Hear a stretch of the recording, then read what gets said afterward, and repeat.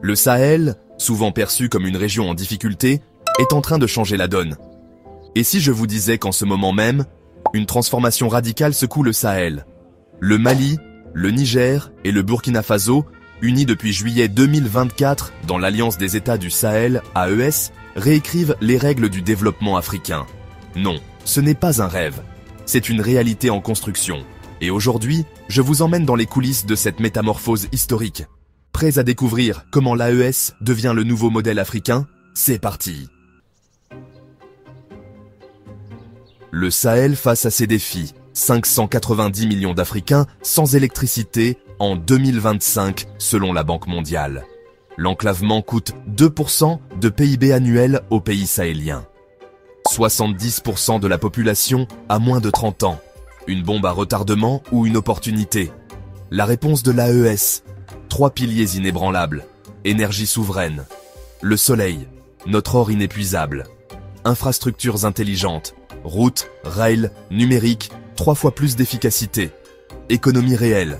Former, produire, exporter, pas seulement consommer. Et les résultats? Ils stupéfient déjà les sceptiques. À Bobo-Dioulasso, Codeni ne se contente pas de fournir de l'électricité. Il transforme toute la région. Voici quelques chiffres impressionnants. Une capacité de 38 MW crête, produisant 73 GWh par an. Suffisamment pour alimenter 115 000 foyers. Côté environnement, cela permet d'éviter l'émission de 40 et 1 000 tonnes de CO2 chaque année, soit l'équivalent de retirer 8 900 voitures des routes. Mais l'impact ne s'arrête pas là. L'effet boule de neige, 150 emplois directs créés, dont 65% de main-d'œuvre locale formée, 35 postes permanents hautement qualifiés. Un effet multiplicateur. Pour chaque emploi direct, entre 3 et 5 emplois indirects sont générés. 2100 arbres ont été plantés pour restaurer l'écosystème local, en plus d'un centre de formation solaire déjà opérationnel. Codeni Solar montre la voie de l'énergie solaire au Burkina Faso. Et en effet, cette révolution est bien en marche. D'ailleurs, le Mali a récemment franchi un cap décisif avec un projet d'envergure. Le Mali était longtemps dépendant des énergies fossiles à 70%. Mais avec Sanankoroba, tout change. La construction du projet a débuté en mai 2024 et devrait être achevée d'ici mai 2025, avec une capacité initiale de 200 MW et une extension à 400 MW prévue d'ici 2027. Le projet est financé à hauteur de 120 milliards FCFA, grâce à des partenariats publics-privés.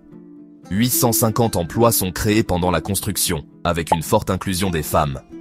À Bamako, les coupures sont réduites de moitié, permettant aux PME locales d'augmenter leur productivité de 15%. Les délestages devraient baisser de 30%, donnant un véritable coup de pouce à l'économie malienne. Mais avoir de l'énergie ne suffit pas pour un développement complet. Encore faut-il pouvoir connecter les régions et dynamiser l'économie. Heureusement, l'AES a frappé un grand coup avec le Niger enclavé, plus pour longtemps grâce au corridor stratégique vers le Bénin, actuellement en cours de réalisation. Temps de trajet bientôt réduit de moitié grâce à une infrastructure moderne en cours de construction qui reliera les centres économiques du Niger au port béninois. Exportation agricole en hausse prévue de 25% grâce à un accès plus rapide et moins coûteux aux marchés internationaux. Une véritable bouffée d'oxygène pour les producteurs locaux qui pourront multiplier leurs revenus. Revenus des agriculteurs en augmentation attendue de 18%. Avec des filières agricoles plus rentables, le projet suscite déjà l'intérêt des investisseurs, promettant de nouvelles opportunités économiques. Transport de bétail réduit de 40%. Une avancée pour l'élevage, avec la sauvegarde de 200 000 têtes par an, limitant les pertes liées aux longs trajets et améliorant la qualité de la viande commercialisée. Sécurité et fluidité renforcées. Les postes de contrôle modernisés et la surveillance numérique garantiront des trajets plus sûrs et plus rapides pour tous les usagers. Un projet ambitieux, plus qu'un simple chemin, ce corridor redéfinit l'avenir économique du Niger et du Sahel en créant de nouvelles perspectives de prospérité. Désenclaver, c'est vital pour relancer l'économie. Mais quand la terre elle-même se transforme, l'impact est encore plus spectaculaire. Kolo était une terre stérile. Aujourd'hui, un laboratoire à ciel ouvert en pleine transformation.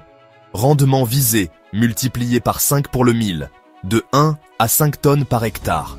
un objectif ambitieux pour atteindre l'autosuffisance alimentaire et réduire la dépendance aux importations coûteuses.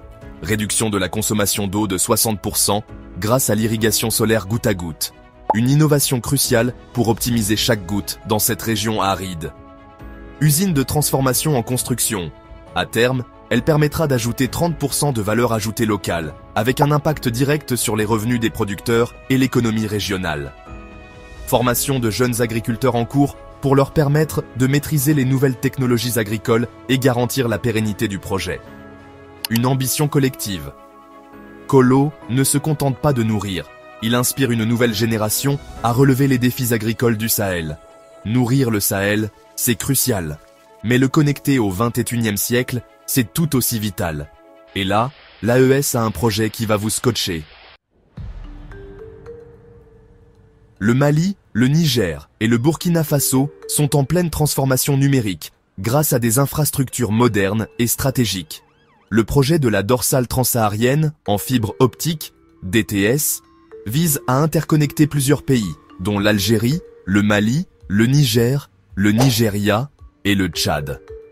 Au Niger, 1031 km de fibres optiques ont déjà été déployés, avec des connexions qui s'étendent vers le Burkina Faso et d'autres pays voisins. Ces nouvelles connexions réduisent la fracture numérique et facilitent les échanges régionaux. De son côté, le Data Center national de Niamey a commencé à être opérationnel en février 2025, hébergeant déjà des plateformes essentielles comme la gestion électronique des documents, GED. Sa finalisation complète est prévue pour septembre 2025, avec des capacités étendues pour stocker des données gouvernementales, privées et financières. Cette infrastructure en développement aura un impact significatif sur la connectivité régionale, réduira les coûts numériques et ouvrira la voie à de nouvelles opportunités pour les entreprises locales.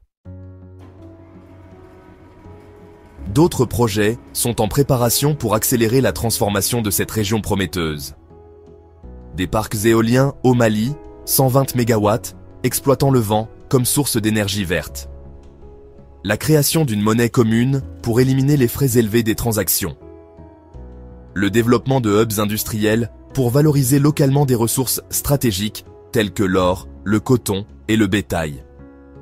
De plus, le 16 janvier 2025, les trois pays ont lancé des travaux pour établir une banque régionale d'investissement avec pour objectif de stimuler les investissements et dynamiser l'économie de la région. Vous voulez savoir quel projet sera lancé en 2025? Dites-le en commentaire.